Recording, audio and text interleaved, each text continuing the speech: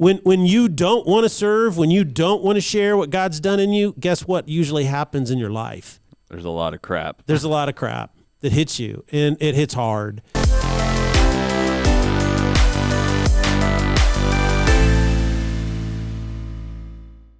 Ladies and gentlemen, welcome to the Salty Pastor Podcast, a podcast for people who want more, need more, and when it comes to their faith, desire more. The Salty Pastor is designed so that you can go deeper and explore the point and purpose of your faith. Yep. This is why we do what we do, to encourage you, to inspire you, and most importantly, present the timeless truth of the Bible in a way where you can think about them critically and decide for yourself. Just presenting those truths is most paramount to us. So my name is Jesse Mayer. I'll be your host today, and we can't do the Salty Pastor without the other voice behind the mic, Dr. Douglas Peake. Yes, I am. Greetings, everyone. It's good to be here with you today. I'm really enjoying this series and how we're digging into these issues of value and where our value comes from. It's awesome. Yeah, we're in a series titled Your Life Matters, and we're really just breaking down who do we believe we are? What's that most important truth about ourselves of, do I have value? We're in a series, we're in a culture that's saying these things have value, these things don't have value, these have perceived values, these don't, all of these different things.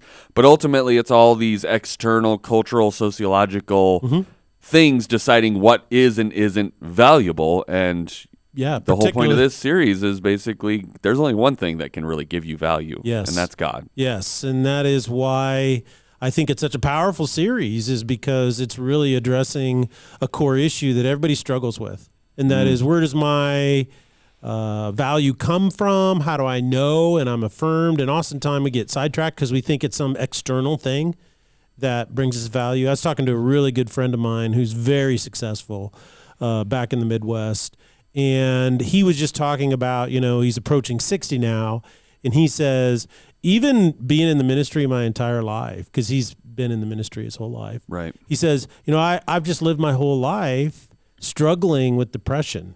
And he said, because I always believed that, boy, if I just get married, then I'll be happy. If I just get a ministry job, I'll be happy. If I just get my own house, I'll be happy. And he kept looking at these images and dreams that if he got them, then he would be happy. He'd be fulfilled. He'd have a sense of meaning. And he said, I realized that as I continued to get those things, I continued to get promotions, and I became more successful in the world's eyes, that my standard sense of value just never, ever changed. And that's why he struggled with it. And so, my main concern for people is that they experience something that most people never experience, and that's the conviction. Not just the desire, but the actual conviction that your life matters. That you have this sense that your time on earth was not just taking up space, but it was meaningful. And I don't mean the silliness that the world is always, go out and change the world, go out and change the world. And, you can't even comb your hair and make your bed, kind of a thing. What I'm just simply saying is that, do you have a sense that your time here on earth was really, truly meaningful? Not just to yourself, but to the most important people around you. Well, and I think along that same thought, you're doing a mini series with our parenting coach, Kim Cross, about parenting. And I think there's a couple points in our lives where we really kind of decide who we are and whether we're loved and valued, right? It's Correct. like, early childhood. Very early. As we come into our teenage years, there's a huge discrepancy of like, well, what am I doing with my life? What am I supposed to? And then kind of like right after you graduate college, go into college. But then it's like we almost kind of like, as adults, we're like, oh, we've got it all figured out. We don't have to worry about that. Or we've created this idea that we know what gives us value in life. And so we stop evaluating where we get our value from, right? Yeah. Like after kind of that, like I've graduated and I'm moving on to my thing. It's like, oh, well, I'm doing life now, so I've got to have it figured out. And so then it comes back to, well, we should be constantly wondering where we're getting our perceived value from, right? Yeah, we need to constantly be... Well, I would say we constantly need to affirm the truth of where our value comes from. Because in the world, we're going to be constantly disrupted, distracted, deluded. We're going to have all of these experiences throughout our lives through all these times. I mean, like one of my best friends who's this pastor all these years. And he's like, these episodes come up and I have to go back and remind myself, Right. I have to go back to these really deep It's not a core. set it and forget it thing. No, it's not a set it and forget it. It just doesn't work that way. So, I mean, the Bible explains our origin story to us, Yes. and I kind of want to review what it says about who we are and why we're here. Mm-hmm. It says, your life matters because God loves you. Mm-hmm. This is a value statement. Your value doesn't come from within yourself or from someone else. Mm-hmm. The second point was your life matters because God doesn't just love you, but is filling you with his love. Yes. His love is redeeming you, restoring you, making you whole, setting you free, and growing you strong. Yeah.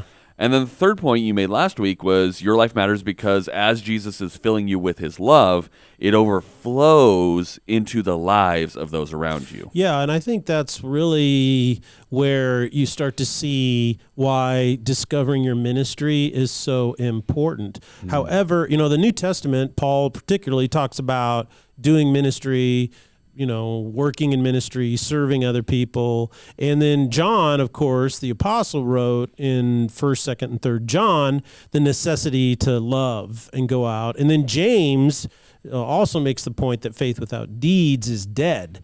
And what good is it to say, hey, I care about you, but ignore meeting the needs of your brother who's in need? So, we have numerous early authors of the New Testament writing under the inspiration of the Holy Spirit to talk about how important ministry is. But I think what has happened over 2,000 years is our concept of ministry has changed. And I think it's because of what happened in probably the 4th century. And that is, early in the 4th century, you see, Christianity was pretty much outlawed. And then what happened is in the 4th century, early on, there was called the Edict of Milan, and that was in 312. And what happened is it basically said that, well, we can't, it's not illegal to be a Christian anymore. And then what happened is shortly after that, Constantine then turned it into the state religion. And once that happened, it became professionalized. So people who were priests and cardinals and bishops and all these kinds of things, basically they took the hierarchical structure to get organized because it was growing so fast. There was nothing nefarious about it. They just used the tool at hand, and the tool at hand was, well, we got to get organized, and so we're going to base it on the same model as the Roman legions. And so we're going to break it down that way, and then what we're going to do is we're going to give the different levels different names. So that's why early on, that's how the Roman Catholic Church was formed. But what happened is then ministry became professionalized. So what that ended up doing is now today, everybody subconsciously makes a binary kind of idea in their head that says, well, ministry is like professional, or it's a job, People or it's that a are on career. staff. It could be people on staff, or I might be a volunteer minister, but they see it as a role that they go and play, which unfortunately misrepresents what the New Testament teaches about it across the board. And that's what we're really trying to get at, is that every follower of Jesus Christ is given influence because of what he has done in their life. You see, Jesus has redeemed you. His love is flowing into you. And when that happens, your life then impacts those around you. This is why in Matthew chapter 5, he said, verse 13, you are the salt of the earth. But if the salt loses its saltiness, how can it be made salty again? Hence the salty pastor. I was going to say, that's a founding verse for us. He goes, Jesus says, it's not good for anything. When salt loses its saltiness, it's not good for anything except to be thrown out and trampled underfoot. So just like dirt. He goes on to say in verse 14, you are the light of the world. A town built on a hill cannot be hidden. Neither do people light up a lamp and put it under a bowl. Instead, they put it on a stand, gives light to everyone in the house. When you're redeemed by Jesus Christ, then God starts pouring his love into your life, and you're lit up. You get lit. And so what's really important about that is understanding that it can't be hidden. It can't be hidden. He says, in the same way, let your light shine before others that they may see your good deeds and glorify your Father in heaven. And so when Jesus is filling you with his love, you are salt. you are light. Your spiritual DNA is changed, whether you want it to or not. So what happens when we're talking about, God's love in us overflowing, affecting the people around us? Mm-hmm. What happens when a person has zero effect on the people around them, or possibly even a predominantly negative effect? They're a dim bulb. What does this say about the love of Jesus that's pouring into their lives, if that's kind of the not effect or negative effect that well, they're that's causing? where, that's a great question, because we hear now some of the more controversial statements of Jesus. In Luke chapter 6, verse 43, he says, for there is no good tree that bears bad fruit, nor on the other hand a bad tree that bears good fruit. For each tree is known by its own fruit. People do not gather figs from thorns, nor do they pick grapes from a briar bush. The good person out of the good treasure of his heart brings forth what is good, and the evil person out of the evil treasure brings forth what is evil, for his mouth speaks from that which fills his heart. So I think that's important to understand. He's saying that if your life has a negative influence and you don't see anything happening, there's no fruit being born in your life, then there's something that's wrong, something core. Maybe you haven't been completely renewed or started the process of coming from death to life, redemption by Jesus, okay? And so you kind of have to go back and start that process over. In Luke chapter 13, verse 6, though it's important to understand, some people misinterpret Luke 6:43, and what they do is, and this is really popular in the church community when I was younger, back in the 70s and the 80s. Oh, I was going to say in the early 2000s. Early 2000s, no. In the 70s and 80s when I was young. And so what people would do is they'd misinterpret this verse, and they would say, well, look, you did something wrong, right? So that means you're bearing bad fruit and you're not right with God.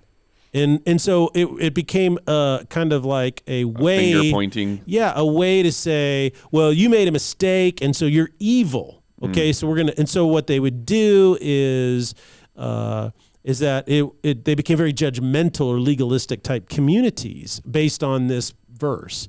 But in chapter 13, Jesus addresses the same thing again, and he tells a parable. He says, verse 6, a man had a fig tree which had been planted in his vineyard, and he came looking for fruit on it. It did not find any. And he said to the vineyard keeper, look, for 3 years I've come looking for fruit on this fig tree without finding any. Cut it down. What use does it have? It's using up the ground. But the keeper said to him, sir, leave it alone for this year too until I dig around it, put in fertilizer, and if it bears fruit next year, fine. But if not, cut it down. So he's saying is, look, it's young, right? It's only... So see, people who are hearing this, how often do you plant an apple tree and in the first 2 years you get apples? I've never planted an apple tree, so I'm going to leave that to your How about judgment. never? Never, okay. Never, yeah. All fruit trees, they have to take root, they have to grow before they start producing fruit. Same thing in this situation is that there has to be a time of rooting and growing, and he's saying, let's fertilize it, let's feed it so that it can grow. So sometimes the reason why we don't have fruit in our life is because we're not feeding or growing it, our spiritual self. We're not really tying into and grasping, as we talked last week, how high, how deep, how wide is the actual love of God in our lives. We're not really grasping that. So I think that's really important to understand these principles, that if we claim or we say that we've been redeemed by the blood of Christ, then we're not bearing fruit. It's one of two options. One is that we don't really understand redemption. We don't really understand the work Christ has done in our lives. We need to go back and we need to revisit that so that we know that we're redeemed by Christ. The other option is we've chosen not to fertilize and grow, and so there's no fruit in our life. And ultimately, though, it's interesting. He says, let's give it another chance so it can grow, but if it doesn't do anything, then we'll cut it down and get rid of it. So, what you're really kind of saying is if you're not seeing any change in yourself, then something's not right. Yes. Right? Like if you're not seeing active fruit spilling over into other people's lives, if we're using this metaphor of water overflowing, if you're not seeing that, then it's something that you need to be working on, but it doesn't make you inherently evil. It just means you're young or you're not growing. Right. Right? So what can I do as a person to align myself with the Holy Spirit who wants to do that within me? The Holy Spirit wants me to be an overflowing cup that's pouring into other people's lives. Are there things that I can do or things that I'm responsible for when it comes to bearing fruit? Well, yes, because every follower of Jesus has been given love and grace, and this is what we're asked to share with others. And I made the point in the message last Sunday that when we talk about love, most people think about, hippie power and flower children and macrame. Love everybody. And I go, no, that's not love at all.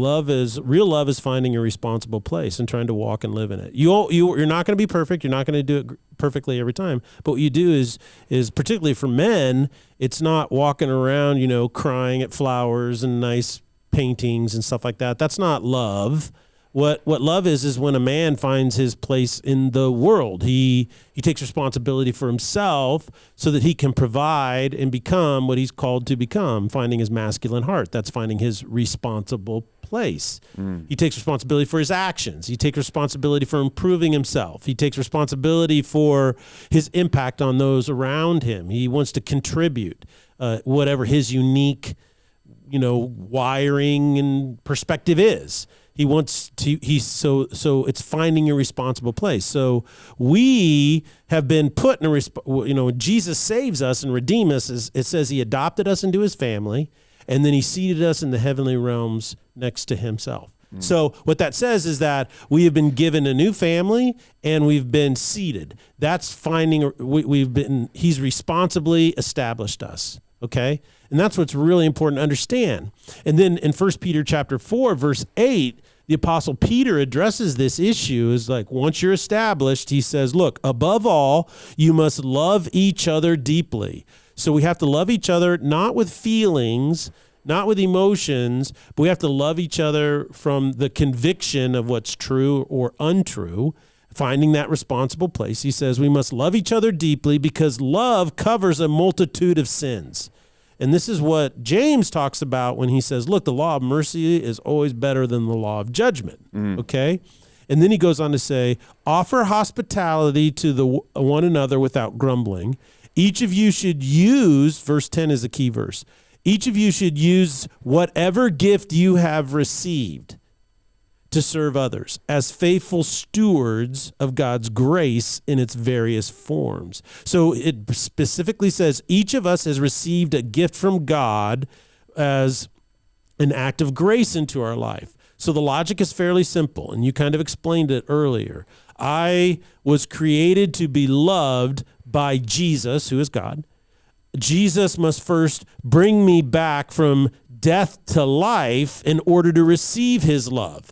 And I'm basically a cracked pot, that has pieces laying all over, and I need to bring that back, And there's an old nursery rhyme that actually kind of addresses this, and people don't realize. It says, Humpty Dumpty sat on the wall, Humpty Dumpty had a great fall, and all the king's horses and all the king's men couldn't put Humpty Dumpty back together again. And so we say that, and people are like, well, what does that mean, Well, if you really think about it, what he's saying is that human beings have fallen and were cracked, and all the king's men, all the government, all the counselors, all the therapists, all the coaches, all the self-help books, all that kind of stuff, is never going to be able to put you back together again. It's just not going to happen. And so only Jesus can bring you from death to life. And so what he does is he redeems you, and he takes all those pieces, reassembles them, and then he covers you with his love so that his love can pour into you. And I illustrated this in a message 2 weeks ago.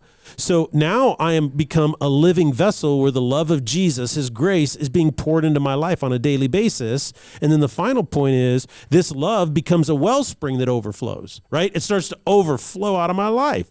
So out of the abundance of my heart flows my ministry.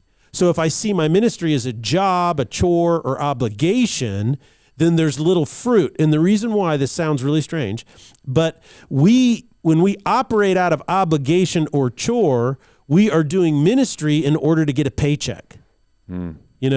I remember times in my life when I'm like, man, God, I serve you and I do all this stuff. And why am I poor? Why is this happening? Why did my transmission break? Right. I'm thinking, and so really it reveals the true nature of my heart at times when I'm serving God out of obligation or a chore, and it's like, you owe me a break, Right. kind of a thing. But what's really interesting is if you really think about it, if you operate out of that modality, instead of it flowing out of you, it's transactional, which this is the whole point of the verse. We are to do what we are doing to serve one another. And so it has to be motivated purely on the basis of his other people. So that can only happen when ministry flows out of the wellspring of my life. So if it's being done to get something back, then I'm doing it for myself, not to serve others.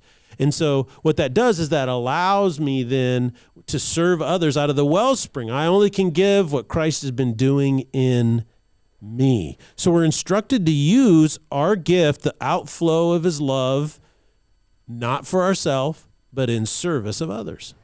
So it seems to me the key issue is figuring out how to minister out of the overflowing of your heart, not as an obligation. Yes. And what happens if a person is so unsure of what to do, they just don't do anything? I mean, we see this in just scrolling Netflix, right? When you have so many options and there's so many things that you could potentially do and you're not entirely sure what you are wanting to watch, you kind of just get Netflix paralysis and you just scroll looking at those stupid thumbnails for an hour before you even pick anything to watch, and then you don't. And so it's like, because it's too late to watch. Yeah, and then you're tired and you're like, well, that was a waste of my time. Yes. And so it's like, I could see that happening too. It's like if you're having this overabundance and you feel like you could do a multiple things as part of an overflow for people, and you don't know what you're supposed to do, you kind of get decision paralysis, right? Yeah, and there's a lot of psychology that's been done on this, a lot of research has been done on this, and that is that when people have too many choices, they become poor choice makers, Right. And so when you narrow the choices, and as a matter of fact, I think Netflix, since we're on this thing, is what they did is they wanted people to rate movies, right? Mm-hmm. And so for the longest time, they had 5 stars. You give it 3 stars, 1 to 5. You give it a 1 star or 5 star. Guess what? Almost nobody did it. So they changed. You know what they have now? Thumbs up, thumbs down. Yep. They reduced the choices, thumbs up, thumbs down, and people, their response rate, went up exponentially. Right. I don't know what it was, maybe 2 or 3 times. It's pretty amazing, their response, all because they narrowed the choices. So I think, it's really important to understand is that what we do is, if we approach our ministry from the standpoint of, look at all these jobs or duties or obligations that I could commit myself to, then what we do is we get choice paralysis. Right. Because of that. But we're starting from what I call a false premise. And the false premise is that my ministry is a job or a duty or a chore. Which one do I want? As opposed to something different. And that is that in reality, I only have one choice of what ministry is to be. And that is his grace overflowing out of my life. So where is this? Where's it flowing out of my life? What's he doing in me? And then I couple that with my spiritual gift. And that tells me this is where you should go and do ministry. Well, and I see this even in my own life where, when I very first started here, I started serving in the youth ministry. Yes. And I was doing middle school because Steve was like, I need help. I need help. And so it's like, I was like, okay, well, I'll come like once every other week. Yeah, I did it as I want to help my colleague and friend. And it was like, okay, I'm here. But then it's like, some days I'd be like, okay, I'm not feeling super great, so maybe I won't come this week. Yes, But then when I sat down with him and he's like, hey, I don't need you to be here as a body anymore. Yeah. He's like, we've got that covered. So it's like, do you still want to be here? And I was like, well, my heart's really for high schoolers. Like, I feel like I can pour into them more. I connect with them better. And since that point, when it went from being I'm just here to help you out because you're in need, to I have a desire to pour into these high schoolers and I feel like I have something to offer them. Now it's like I don't miss a week unless I really have to Yeah. because of work or something. And so it's Because like, you love it. yeah, because I love it. I love working with the kids. I love getting to know what they're doing, hearing them talk through, our small group stuff. And so it's like, that's the kind of change you need to have in your mindset is, I'm not doing this just because Pastor Doug begged me to come and help with blank thing on Correct. stage, right? Yes. I want to pour into my church and into the people around me and my community because I can and I have the unique skill set that God gave me to do so. Yeah. And, it's really interesting is that you find that, you discover that when you focus on what is God pouring into my life? And in your situation, it was like, well, I connect better with them probably because that's how God poured into your life at that one point. Yeah, when I was in high school, I didn't have a father, and my youth leader taught me how to shave. And my youth leader took me out hunting. And it's like, not all these kids have the same upbringing I did, but that was really impactful for me that someone would take their time where I didn't have a father to spend time with me and teach me about God and how to be a man and how to do things. And so in my head, it's like, I know how important that was for me. I don't know the life story of every single kid I have as far as what's really going on at home, but I know it was hugely impactful for me. So if I can pass that on and make that same impact in somebody else's life, then And that's a real practical way to figure out how God's flowing into my life, is how you were impacted, meant a lot to you, and say, boy, this is how I received grace, and so now that's going to flow out in the exact same way, 30-some years ago, like with that guy I was telling you about, he and I used to go quail hunting all the time. Okay. And we went out to this farm. There was this ranch, and this guy had a bunch of cattle out there. And we'd go out there and we'd hunt birds. It was in the Flint Hills, and so there wasn't any pheasant in the Flint Hills, something about the gravel or something, I don't know. But there's tons of quail. So we would go down there and we'd hunt quail. Mm-hmm. And one of the things on this big chunk of property out there in the outback of Kansas, if there is such a thing, but we're out there, is they have ponds all over the place, because they're just everywhere. And what was really interesting is there are two kinds of ponds that you would come up on. And one pond, usually they were a little bit bigger, is they were filled, they had ducks on them, and they had all kinds of fresh water and really cool life, and they seemed really vibrant ecosystems. And then you had other ponds that didn't have any fresh inlet. These other bigger ponds would have a little creek or a little stream or something that flowed into it. And then you had these other ponds that were stagnant. And those things were just stinky, stagnant, rotting things, and they had this green, gross stuff on the top, and slimy. It was slimy, and you'd walk by it and you go, whoa, that stinks. Something's rotten in there. And that's basically what your ministry is all about. When we use what God has given us through his grace, we grow vibrant, strong, and fresh. That's where love comes from. So in verse 6 of the book of Philemon, and you don't give the chapter because there's only one chapter in the book of Philemon. It says this. It's really interesting. He says, I pray that the fellowship, and the word fellowship there is koinonia, which means to give, to share. All right. I pray that through the sharing of your faith, you may become effective by the knowledge of every good thing which is in you for the sake of Christ. Now, notice how he phrases that. So he's saying, as you share your faith, it's a bit wordy in the way he writes it.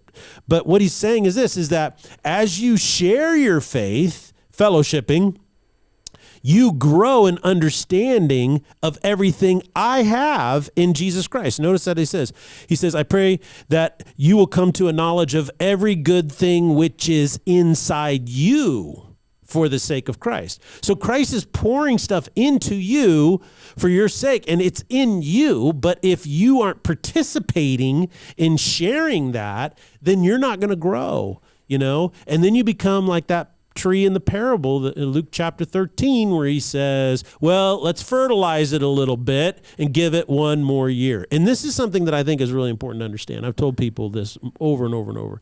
You come to Christ, right? And then you stop growing. And then you think, because you asked that question earlier, what if a person doesn't do anything? So what did the vineyard owner or the vineyard caretaker tell the owner? He says, I'm going to fertilize the tree and see if it produces fruit. So what is fertilizer? A lot of poop usually. Yeah, it's like a lot of crap.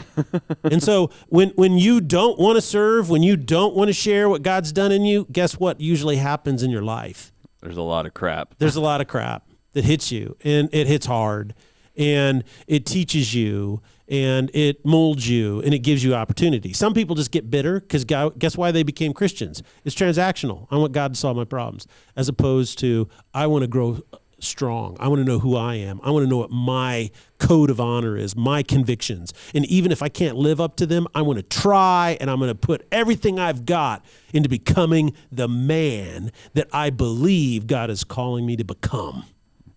So it's becoming more clear to me who we are is directly linked to our ministry. Yes. The more I know who I am in Christ, what he's done in my life and is continuing on a daily basis to do in my life is directly related to what I end up doing with my life, right? And on Thursday, we're going to dig into the reasons why life can be so draining and what we can do about it, right? That was what we had talked about doing this week. So I'm just really loving going through this because I mean, it really is just a constant struggle. But, you know, as adults, sometimes we forget we're still struggling with it of, does my life have value? And remembering that it does and renewing that faith in that value of that God has poured into me and is giving me love.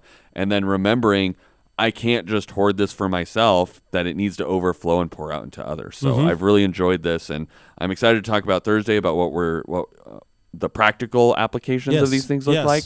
And we hope that you guys join us on Thursday to discuss that and share that with your friends. So thank you guys so much for tuning in today, and we'll see you on Thursday here on the Salty Pastor Podcast. Blessings.